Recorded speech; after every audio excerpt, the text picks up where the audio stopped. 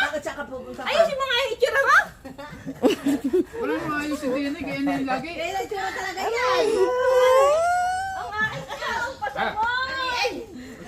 Wala nga. Sige. Ano eh? Hindi mo na ako niyakap. Wala ka doon kasi dalang pera. Kaya Wala akong dalang pera. Hindi mo na ako niyakap. Bagong Oo, lasing yan, lasing.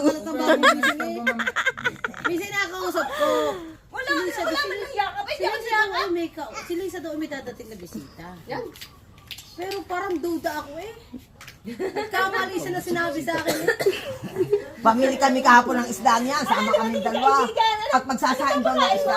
Nagpaluto pa ako ng balatong. Tapos ang arte, mustasa. Buta na yung bisita ni Lisa, huwag na magmustasa. Pupunta ka ang kapuklong. Hoy, naku, hindi walis ang teres. Ang sabi ko iwasan niya kanina. Ay sabi ng magkapatid, kami nga, si Lala tsaka ako ang naglilinis doon ng harapan. Sabi ko Lala, kasi Landes. Aba, bayain na yung mama ni...